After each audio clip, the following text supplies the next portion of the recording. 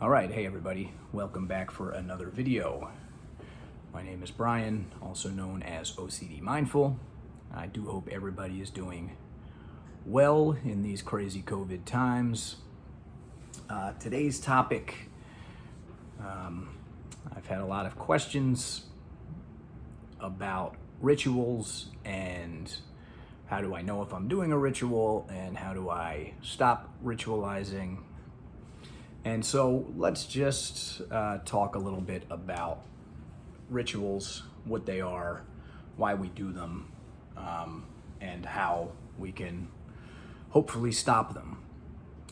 So a ritual is the thing that we do to undo our anxiety or our uncertainty or any of those other dysfunctional, distressing feelings that we might be experiencing. OCD sufferers generally experience anxiety. That's the biggest complaint for OCD sufferers, but they could still be experiencing things like feeling filthy, feeling guilt or shame. And the ritual is intended to undo those feelings or to answer a question with certainty, to undo the uncertainty surrounding a certain thought or idea. And so for different people, a ritual can be as, it's only limited to the human imagination. There are all types of rituals. And one OCD sufferer might look at another OCD sufferer's rituals and be able to tell they make no sense. It doesn't make sense at all, right? Like there's rituals of magic. When you see people avoiding stepping on the cracks on the sidewalk or something like that, or checking, locking things 3 times. Those are rituals of magic. There's no clear connection. There's no logical connection between doing those things and actually removing the uncertainty or removing the anxiety, but they happen to work for some people. So those are rituals for some people. Other rituals are logical. So say, if you're an HOCD sufferer, like I was, would say I am, I understand OCD's tendency to never leave and to show back up at certain points, but I would say I am OCD free at this point. But a ritual would be for so many, let's say, identifying straight men might be to look at lesbian images or videos to see if they get aroused. So they'll check their arousal levels. Now that is a logical ritual, right?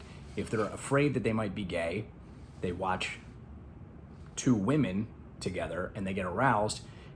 That seems to pretty conclusively answer the question. At the very least, you're not completely gay.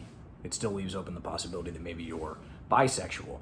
But, the most classic case of OCD that you see on TV shows and talked about all the time is the hand washing. Now, this is another completely logical ritual where if you feel you've been contaminated by something, you get anxiety about it or a feeling of filth. A lot of people with contamination issues feel dirty, so they need to get rid of that dirty feeling. So they'll wash their hands. Okay? Now, if any of you are new to treatment or haven't looked into what any of this stuff is about, you already know that those rituals don't last, right? Even if they logically seem to answer a question, the problem is that the OCD part of our brain isn't found in the logical part of the brain. It's back in our, as they say, the lizard brain. Most people think in the amygdala area. So trying to out logic or outthink these things by doing a ritual, it just doesn't stick. As has been said before, OCD brains are like Teflon. They just don't, things that, these ideas, these rituals don't last. Things don't stick to them. So, there's the list of rituals is literally too long to even make. There's not enough time in the world probably to list every single ritual. So For you, if you're trying to pinpoint your rituals, you need to ask yourself that question. What is it that I'm doing to either just diminish the distressing feeling, whether it's anxiety or something else, or to get certainty about the problem? A lot of times it's two for one. You're trying to answer the question and get certainty while diminishing the anxiety. So a lot of rituals work together like that. So any of that stuff that you're doing, right? And like I said, the list is so long, but just to name a few: reassurance seeking, looking, into your own memory about things that happened in the past, trying to get reassurance from yourself, asking other people for reassurance that you're definitely not a serial killer, or you're definitely not a pedophile, you're definitely not gay, all of these things. So reassurance seeking is a huge ritual, one of the biggest in OCD. People who have harm OCD that fear they might kill their loved one in the middle of the night, they have all kinds of rituals too. They'll do stuff like avoid watching certain movies. Avoidance is another huge ritual. If you avoid seeing the thing that triggers the thought, you don't have to have the thought. So that's ritualistic. Also, they'll, perhaps safety, danger-proof their whole house. So they might hide their knives or put them in a place where they're not accessible, so they make sure they don't kill their family in the middle of the night. So you need to ask yourself, what is it that you're doing to diminish your anxiety or to get certainty on this sort of unanswerable question? Those are your rituals, okay? Rituals are the biggest thorn in the side to making progress with your OCD treatment. Rituals, if you can manage to stop doing them altogether, you will get much better. Even if you don't do intentional exposures, if you just are able to pinpoint your rituals and stop doing them, what that does is after a while, it sends the signal to your brain that we don't have to be afraid of uncertainty. We don't have to be afraid of anxiety. And you're putting yourself in a situation where after a while that thought burns out. The fear associated with that thought burns out. This is what habituation or desensitization is. That is the whole goal of exposure and response prevention. So when I say response prevention, that can also stand for ritual prevention. Response, compulsion, and ritual are all interchangeable terms in the world of OCD. So that's great. You want to start by pinpointing what your rituals are. 2, how do you stop them? This is a bigger, harder question for most people. But here's what I will say. This is where being brutally honest about what OCD is and what your goal with treatment is comes in really handy. Your goal with treatment here is never to get an answer. It's not to get certainty. It's not to make the feelings or thoughts go away. It is simply to build up your intolerance for uncertainty and to eventually desensitize enough to the feared consequence coming true that it just doesn't bother you as much. So, to take HOCD as an example, there's an article on Steve Phillipson's website that I used to read obsessively, which was a mistake, by the way, because I was doing it ritualistically, that says the goal of treatment with someone who has HOCD isn't that at the end of treatment they say, well, now I know I'm straight. That's never the goal of treatment. The goal of treatment, as he says, is for them to make a joke and say, I might be gay. Let's go down to the gay bar and find out. But I don't care. It's not bothering me anymore. Like, I'm just not really thinking about it. And when the thought does come up, it's just as meaningless as, thinking about, whether I need to buy a new TV. It's just as meaningless as any other random thought that comes up. That's it. So if you keep that goal in mind, that, hey, this is the goal of treatment, then, and you realize that doing rituals is really going to get in the way of attaining that goal, then one, you remind yourself that rituals are going to make my condition worse.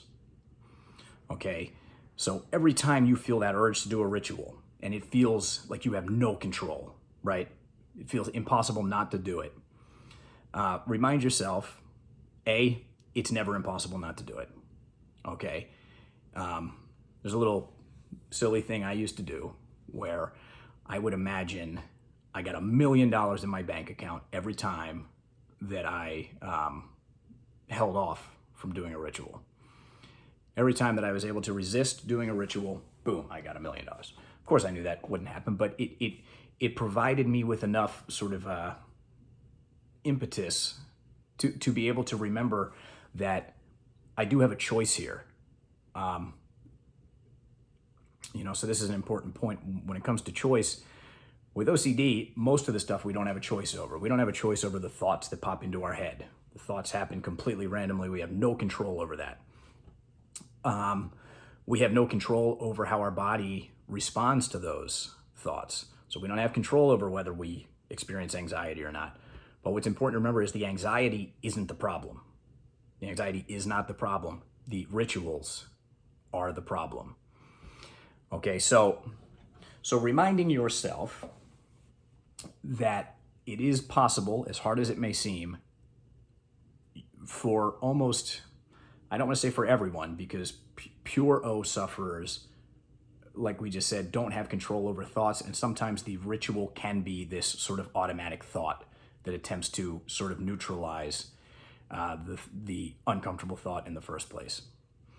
Okay, but anyone who's doing behavioral rituals, hand washing, watching a certain type of pornography, hiding knives, avoiding going to parks, whatever it may be, anything that has a behavioral element to it, you can prevent yourself from doing that. You do not have to do those rituals, as hard as it seems, I promise you. If it helps you to do some silly thing like imagine you're getting $1 million, but here's the thing, that's kind of a childish thing to do. Instead, remind yourself that by me resisting the urge to do this ritual means I'm going to be getting better. I'm going to be making progress in my treatment.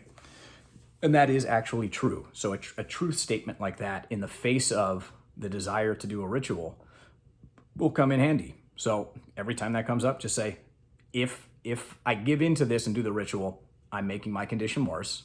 That is true. If I resist and I allow whatever discomfort comes along with me not doing the ritual and just waiting this out, and how awful I feel not knowing the answer with certainty, etc., then I get better. So do the ritual, you get worse. Don't do the ritual, you get better. Okay, this is all what cognitive behavioral therapy for OCD is. So exposure response prevention, that RP, ritual response prevention, is, that is the thing that's really fueling the problem for you. So other ways to stop ritualizing. It's funny, I was just cleaning out my sock drawer the other day, and I have all these index cards from probably 10, 12 years ago when I started writing down these little self-help notes to myself. And I would wake up in the morning and read them. A lot of times I would bring them in my pocket with me when I went out, and I'd usually read them before bed. And these were all just truth statements about treatment and about why I should stay the course, about what certain things mean. And there's all these little tidbits that now I think I worked on long enough that they're natural. I don't need to go out of my way to sort of conjure up these thoughts. But I mean, right on the very first one I found is doing the ritual is going to make my condition worse. But let's just talk about some other ways that you can kind of counter the voice of the ritual that comes in and says you have to do this, other than just saying no, I don't. because we may not be ready. You may not buy that yet. So there's other things that I would often do. One was a gratitude practice. Okay, this falls in line with meditation treatment. Gratitude is one of the 9 attitudes of mindfulness as presented by Jon Kabat-Zinn. I will make a video just on gratitude at some point, hopefully. So this was what I would do with gratitude was in the face of this thing that was making me feel awful, I had just some bullet point things that really meant a lot to my life personally. So things like I have whatever it might be that helps you. For me, I had things like I have a loving family. I'm physically healthy. Compared to the majority of the world, I'm doing okay. I'm not living in a third world country where I'm starving or I don't have access to medical care. I have very good friends that care about me, that would stick with me regardless of the outcome of my OCD, if my worst fears did come true. You can write whatever means something to you there that sort of amplifies your gratitude about your own current situation. It may not be powerful enough, but it might lend some help. Another one that I did was something I got from my first therapist, and this came directly out of the Hayes Acceptance and Commitment Therapy treatment. And it was all about connecting to your values. So there's similarities between the gratitude practice and this one, but it was in the face of a OCD spike and me really feeling like I wanted to ritualize. Again, I would read stuff that I had written down. This was all about my personal values. What kind of human being I wanted to be, what, if any, legacy I wanted to leave behind. And again, this just added a little momentum to, feeling very crappy in the face of an OCD spike. That's really all these things were intended to do. But the most important one, and the one that really works, is just remembering that you don't have to do the ritual. Okay, if it's an overt behavioral ritual, you don't have to do it. And by not doing it, you're going to be getting better. If you're a pure O sufferer, which HOCD, which is one of the ones that really affected me, some of your rituals may just be completely mental. That's what they call it, pure O, because it's purely obsessional.